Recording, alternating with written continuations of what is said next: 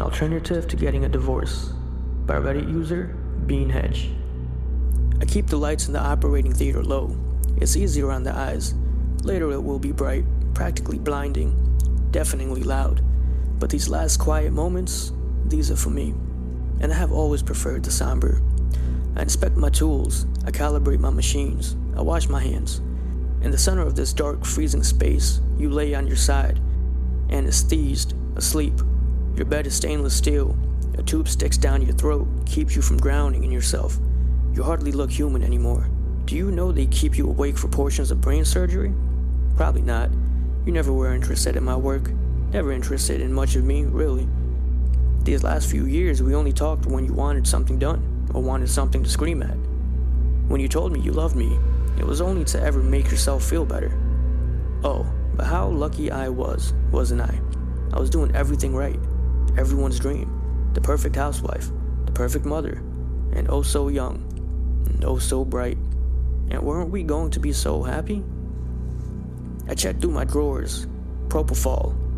Remifentanil. You won't feel anything for most of this. While I'm working anyways. I'm not a monster. Neurosurgeons smarter than me have mapped out the brain. They know what parts make a person violent.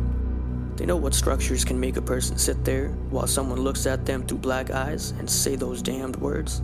I never truly loved you, just for kicks, and then lie about it later. But a personality is nothing more than a web of pathways built up in the prefrontal cortex and the amygdala. Oh sure, there's environment and genes, but you never really grew up in hard times, did you? You're just a dick. And I was an idiot. It's a form of sickness, really, this cruelty. But I can fix that.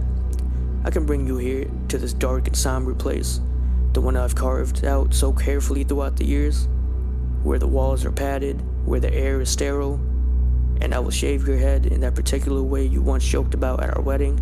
I will peel back flesh from bone, and I will bring back what is dead and broken. Because I still love you, and we will be happy, and things will be like they were before. I'm promising you this.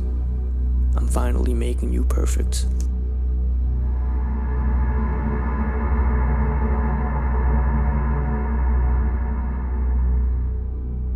When the bombings stop, that means they're here. By Reddit user, GlassBirthday485. It's been a week since they came and the bombings began.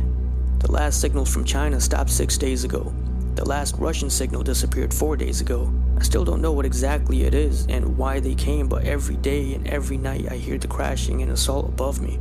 I don't know if I should be thankful that the bombings finally stopped, or terrified by the fact that it means that they have touched down and are now coming for me too.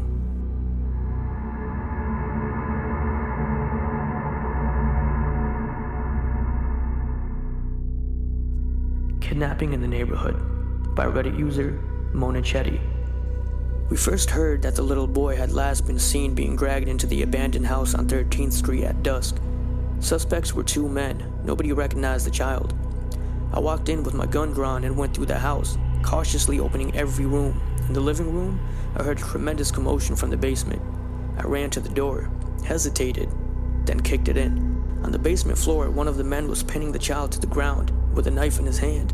Despite the child's small size, maybe 6 years old at best, the kidnapper seemed to be losing the struggle. I shouted to put the weapon down as I scanned for the accomplice that dispatch had warned me about, but I didn't see anyone initially. The kidnapper looked at me briefly, with a look of peaceful sadness across his face. As the child screamed, the man brought the knife down and I fired 2 shots too late. I radioed dispatch that we needed an ambulance and I looked around for the other guy, certain I was about to be ambushed.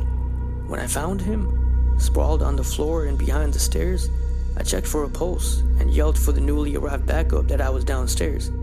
Customarily, I checked the kid and the man who attacked him, but they were both gone. "These are the hardest, aren't they?"